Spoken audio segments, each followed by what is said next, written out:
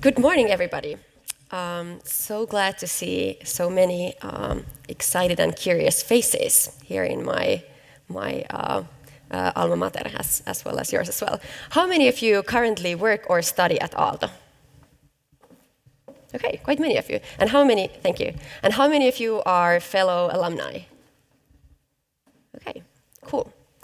I'm here today to talk about a project that I was told many times is way too impossible to do, and about solving a problem that many of even of my greatest mentors and really, really brilliant minds of the world told me that, hey, Annu, seriously, if you're gonna start a company, couldn't you do something normal? Like, this is seriously not a problem that can be solved, let alone can be made a business out of it.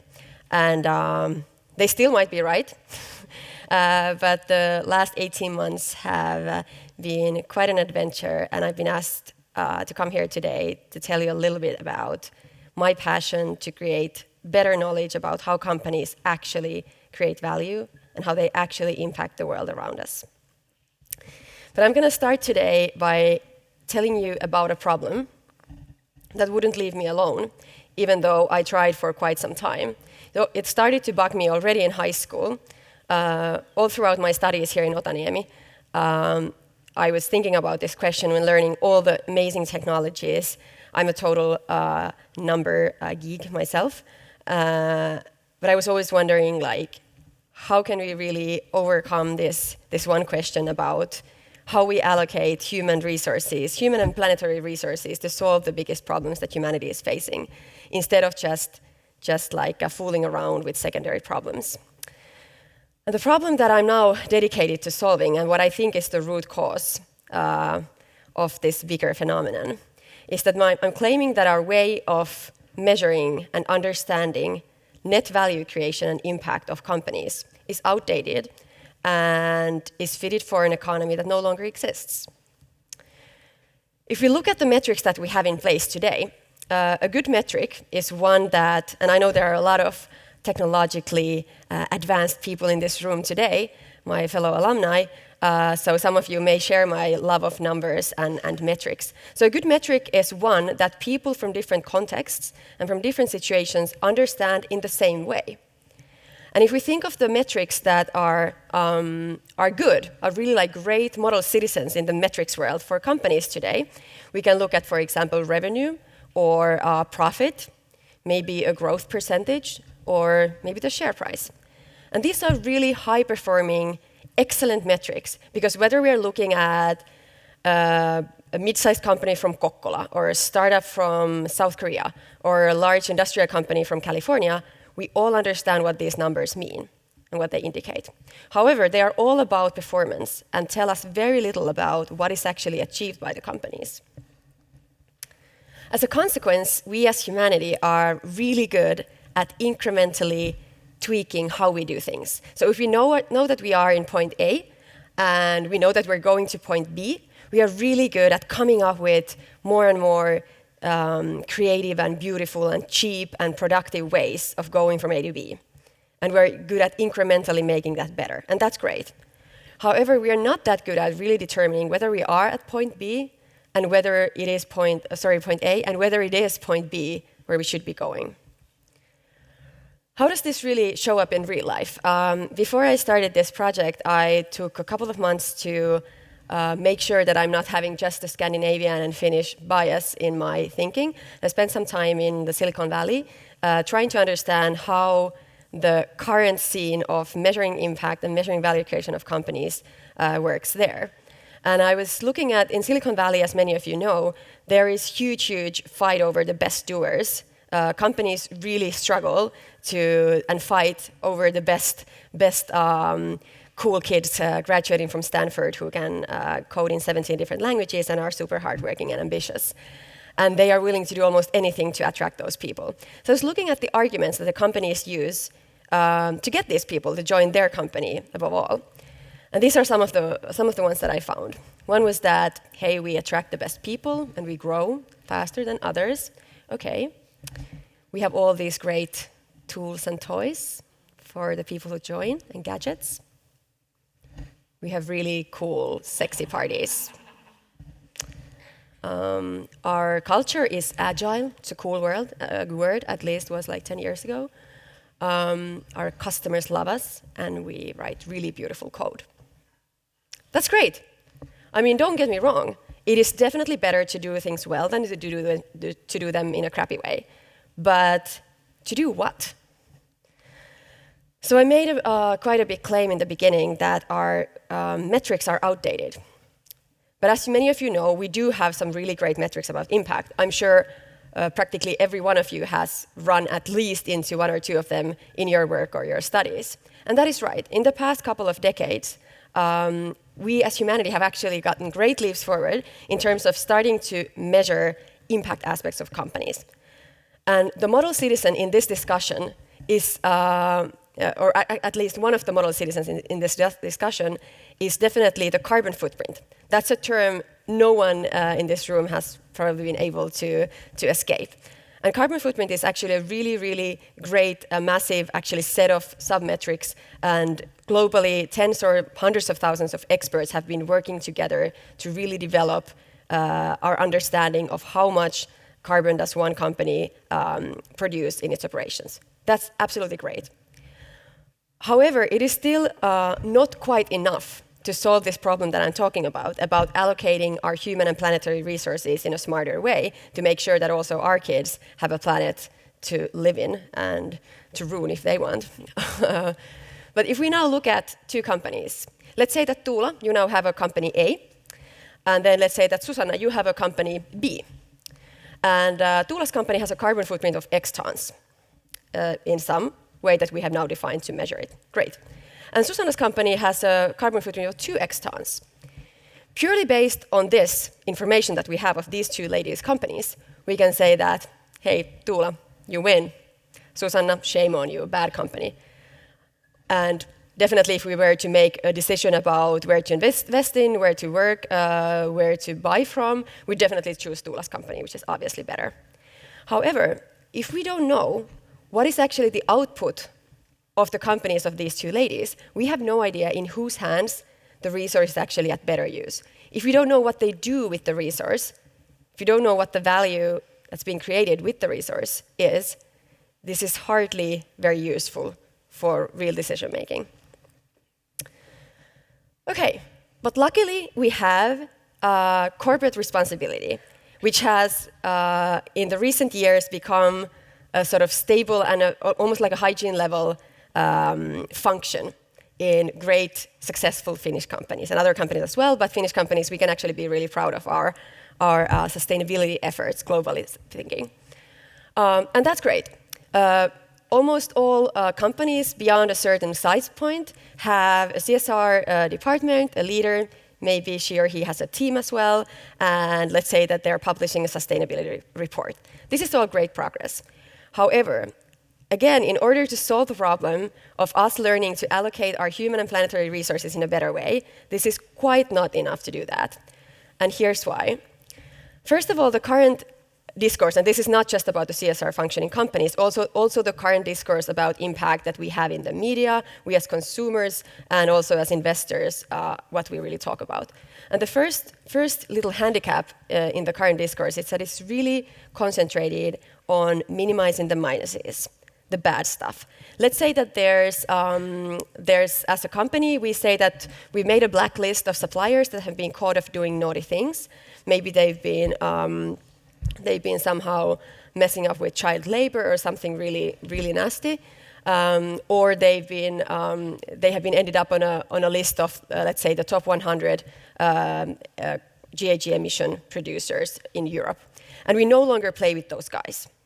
This is still today the investment algorithm behind some of the best institutional investors in Northern Europe, for example, when they build their sustainability funds. It's mainly about divesting bad stuff. And don't get me wrong, it's extremely important and a good thing to react to bad stuff.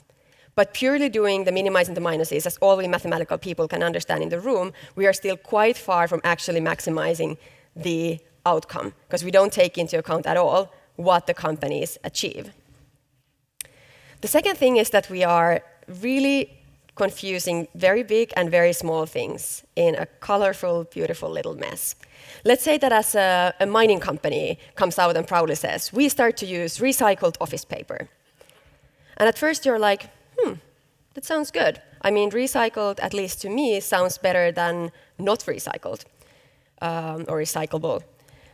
Okay, but then when you start to think about it a little bit more analytically, and you come up with all different logics under which you could define the top 100 impacts for a mining company, and under none of those logics is the choice of copying paper one of them. You can start to wonder, is it really what we should be focusing on? And don't get me wrong, again, the person who is in charge of buying copying paper, this is of course a smart choice. That is definitely a no-brainer. But if the executive board or the executive team or even the board is hiding behind stuff like this to handle sustainability stuff, they are kidding themselves and no one else really, because consumers, employees, and investors know better these days, and they just end up looking really silly. And this about this understanding the scale, it is very human, because we haven't really had any standardized ways of measuring impact so far. So it's very human, it happens unintentionally, but let's be honest, as adults, it is also, of course, something that companies leverage every day. They really have no incentive to talk about the bad stuff. They have incentives to talk about the stuff that is good in their company, of course. Okay, as a third one, which is probably not as obvious, has to do with the value stream, value chain part where the impact happens. So if we roughly divide the impacts that a company has on the surrounding world in 3 categories, based on in which part of the value chain they happen. First of all, we have internal impacts. Let's say we run a factory, there are some emissions that comes out of it, we use some fresh water, this and this many cubic meters, we employ 200 people, and we pay X euros of taxes. Those are all internal impacts, and we are really good at measuring those because they're close to us and we can understand and control them. But they are just very much the beginning of the story. Then we have impacts that happen upstream from us, so the whole supply chain, all the way to the very start of the process. So for example, this clicker that I'm holding right now, the impact that Logitech should get for making this is not just about putting together these little components, but somebody has actually had to dig up some minerals at some point from the ground to be able to make the components, to make the other components, to be able to make this little dude. And then there's a third part of the value chain. These 2 ones are typically quite well understood, the internal impacts and the supply chain, especially in good, larger Finnish companies, and of course smaller as well, the supply chain is pretty okayly understood. But the third part is downstream. It's the actual impact of the product or the service when it's being used by the end user, which can be either a person or the next company. And depending a little bit on the industry, the majority of the impact is almost always in the downstream part. One example is from the automobile industry. It has been estimated that when a car leaves the, let's say, Audi factory, only about 2% of the GHG emissions it will cause have been produced at that point. Obviously, most of the GHG emissions have to do with driving the car, of course. But this is not as obvious to us still. One example that I can give you also about the importance of looking at the downstream impacts is from a great company, Finnish company called Wärtsilä. Is there someone from Wärtsilä here today? Okay, not today. But anyways, Wärtsilä is a great example of a company who does really good, diligent sustainability reporting. And when we started this project, the Upright project that I'm working on right now, as one of the little homework that we did before starting the company is that we downloaded all the sustainability reports of the 100 largest companies in Finland. We codified them in millions of different ways, being the nerds that we are. One of them was around with topics and what really gets attention and what doesn't, what gets measured quantitatively versus qualitatively, and so on. But one of the aspects that we looked at was the value chain part of how much actually attention goes into internal, upstream, and downstream. And it was more than 90% of all the attention that had to do with internal impacts of the company. But that was just a general stat. What I was telling about Wärtsilä is that Wärtsilä does a really good job in determining their internal GHG emissions. They tell where they come from, and they measure them in one logic that they have chosen. And they give the total number of those GHG emissions. And they also tell about what are all the ways that they are trying to do to decrease them. For example, travel policies and so on, and something to do with their green office campaign. That's great. They give you one number of the total GHG internal emissions per year. But then after a couple of pages, just as an anecdote, they happened to mention about one of their products, a CHP plant, so a combined heat and power plant, that when it's being actually used by the end user, in this case, a very large ship, when it's been installed there, can enable GHG emissions savings that are pretty substantial. And these two numbers are of such relationship together that if Wärtsilä manages to sell even one of these products per year, they cover the internal number for more than 10 years. This is just one anecdote, and as engineers, you shouldn't be stuck with anecdotes, but this gives you one very concrete example of why we should be really interested in the downstream impacts and not just the internal stuff of how we work internally, but also what is our product and what is its impact in the world. Then just a couple of minor things. One is about the format of the information. Perhaps PDF reports is not the best we can do in 2019, especially if we're trying to utilize it in automated decision-making and really make some impact happen. And as a final point, there's a little bit of a sensitive human point, which has to do with quite often these kinds of topics are marginalized a bit from the core of the business. This is changing at the moment, but still the situation is such that you're like, okay, this is Marja-Liisa. Marja-Liisa handles these kind of impact things in our office. And what's wrong with that is that even if Marja-Liisa is doing the best work that anyone could be doing in her job, she really doesn't have the decision power to impact the things that actually are driving the company's impact. They are decisions of the product development, the executive team, or quite often even the board. And if the board is hiding behind these kinds of excuses, that's just very lame leadership. Cool, but that's enough about complaining. I'm an engineer. I love to try to solve problems, not so much describe them. So what could potentially be done? And what am I really doing about it? The solution that we are trying to build, and this is just one solution that we're trying to offer to discussion, is to really try to build a concrete model to measure the net impact of companies. By net impact, I simply mean looking at what resources the company uses, what are the costs for its operations, and what values it gets done at the same time. So not just minimizing the minuses, not just maximizing the pluses, but looking at the net sum. We concentrate on the big stuff only. So for example, for the mining company, at this point, we wouldn't care about the choice of the copying paper. Maybe at some point when everything gets automized in such a beautiful way, that might also play in, but let's be realistic, the impact of that would be quite minor, still on the total result. We focus very fiercely on the actual products or services that the company produces. And really, there are scientifically proven impacts that have to do with the products and the services. So less about the internal, whether they have been taken part in the Green Office campaign, and more about what is their product, what is actually the energy efficiency of their engine that they're producing, what is that engine being used for, and what is its impact for us as humanity.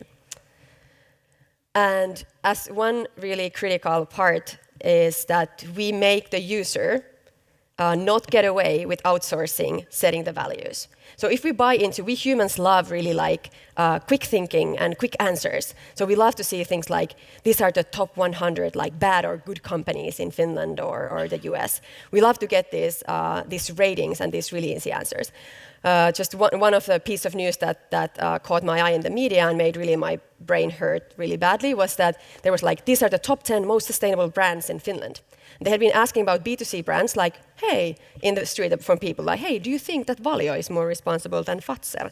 And it's like, and even in that discussion, there's a lot of assumptions that are made that are not made transparent in any way. And even in a lot more sophisticated way, if you look at, for example, ESG ratings that probably many of you have been working with in your jobs, there is still an assumption that a human being somewhere has made about how important is environment, how important is social, how important is governance. So ESG is short for environment, social, and government rating that these global authorities give to companies. And often it is not even that transparent of what is, okay, then let's say that governance, for example, in the example I was just looking at yesterday for the global market leader, happened to be 29%, okay? And what is that then consisted of? So what we try to do is that the user, whether it's you as a consumer or as an employee or as a manager of your own company or as an investor who's investing your own or someone else's money, you can't get away of determining what you're optimizing. Because as all of us know, let's say the top 10 list of Finnish companies differs based on whether we are optimizing, let's say, the top taxpayers, the top companies that give jobs to people, impact on knowledge creation, or impact on fighting climate change, or maybe a combination of all of these things. So the user cannot escape setting the optimization criteria, cannot outsource it to, or at least has to be very aware of what the assumptions are being made if they are outsourcing it or using someone else's assumptions. Just very briefly about the structure of the model. Not going to bore you too much with this. So many of you have been working with these topics. We have 4 main categories. We look at the environment, the health of people, both physical and mental health, society at large, so also consisting the economy, such as taxes and jobs, and then knowledge creation. In short, how we've come up with this framework, and it's in constant iteration with experts, is that first we started to just break down the UN SDGs that Susanna already mentioned, that Aalto is also now following, put them into pieces, took the GRA global reporting standard for companies, and the major ESG thought leaders of the world, and look at what are all the impacts that companies have. Many of them are really probably familiar stuff to you. The final part about the knowledge is something that we couldn't find in any other global framework, but we really think is intellectually dishonest to leave out. So to use Wärtsilä as an example that I already mentioned, it would be intellectually dishonest to try to describe what has been the holistic impact of Wärtsilä on the world in the past 50 years if we would not take into account, let's say, the work that they have had on development of more and more energy efficient engines, for example. So they also create knowledge, and that needs to be taken into account. Okay, as I know that there are many engineers in the room, I'm going to shed a little bit light over the logic of the model itself. It's quite a difficult topic. It's the most difficult problem I've ever had to think about, or ever had the privilege to think about, because I actually love it. But very shortly, because I want to kind of like demystify the use of machine learning. Often when somebody tells you that there's an AI solution behind this, it means that they don't know what they're talking about, and that's the way of them just getting out of the discussion. There's nothing magical about machine learning, nothing weird about it. As engineers, it's really like just common sense. It's a more, at least for us, it makes solving our problem possible, because it simply makes a couple of tasks that are in the process of the whole model that otherwise would not be possible. But as a sort of overview, we can see the model consisting of 3 inputs and 1 output. First of the inputs is that we need to have a taxonomy, an understanding of all the products and services that are currently being traded in the global markets. We took as a starting point a classification called the CPA, which is being maintained by the Eurostat. So it's, for example, the data that you have that the Finnish custom tulli is using. So for example, if you order a t-shirt from the US and it says t-shirt made of cotton something, code something, this is this data. We took this as a starting point. To be perfectly honest, we have expanded it quite a lot in the past 18 months, because the CPA is super good at traditional industries, like understanding all the different types of gravel that there are, but it's not that good in digital products and services and the service industry as a whole. So we've been quite a lot expanding it and making it more granular to actually capture the impact, so making it granular enough. But let's say there's one example in here, could be a bottle of a cola drink sweetened by aspartame and packaged in a 0.5 liter recyclable plastic bottle. That could be one product label in this ball number 1. The second one is simply all the different ways the company can impact the world around them. Just the structure that I showed with the 4 dimensions, with the 19 more concrete impacts. We look at both pluses and minuses and 3 parts of the value chain. That's the structure. You end up there with a nice 120 matrix for all companies of data points. And as a third input, we need to turn somewhere for the data. Now, where to get the data for the impact of companies? There are a couple of options. One of them is to say, hey, the net value creation impact of companies is reflected in the share price. Nothing else needs to be done. Okay, I'm not going to use too much time to discuss why that is not a sufficient method, but let's just say that there is also like academic consensus today about the problems with the share price actually capturing the holistic value creation. Then there's the most popular answer today, which is to use the data that the companies themselves are reporting. And that is something that we thought for a long time would be our best choice.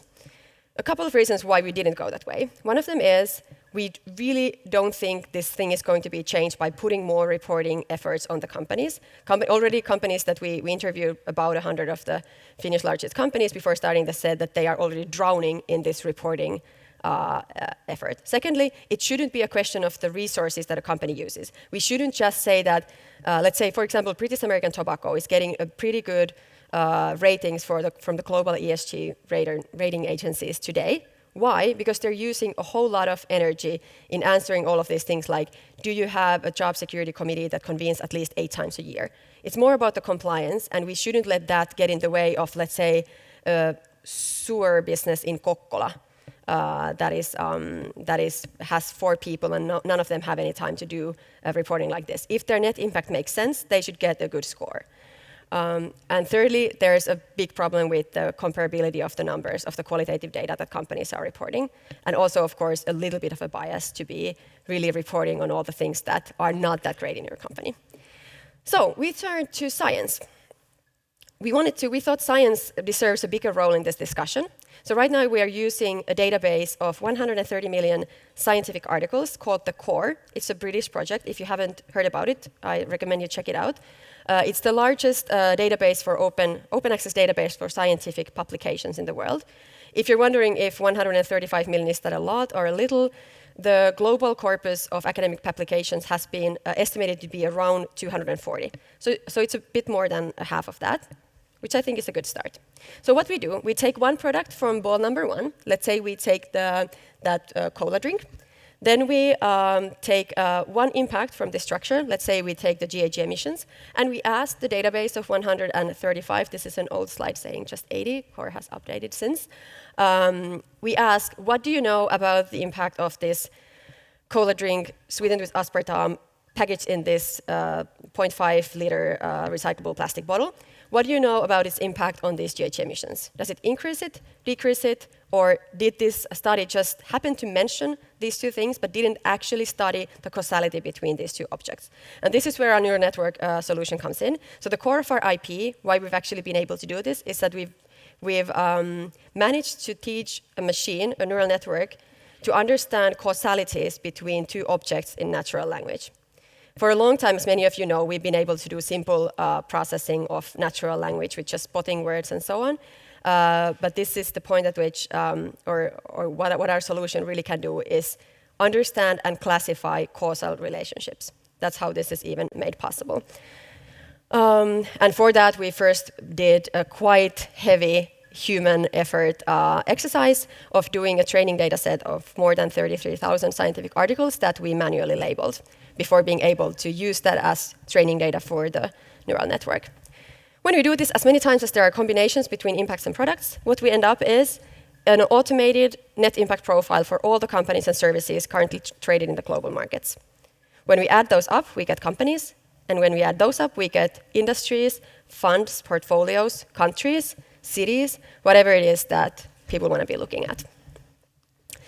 Cool. I'm maybe going to skip this part because I see that the clock is really running and I should be wrapping up soonish. But just very, very briefly, the products are not just as individual objects in the taxonomy, but rather they are linked to one another in ways that makes it possible for us to calculate, let's say, the net impact of this little clicker thingy, even though there are no scientific articles, at least I hope, about this particular product as such.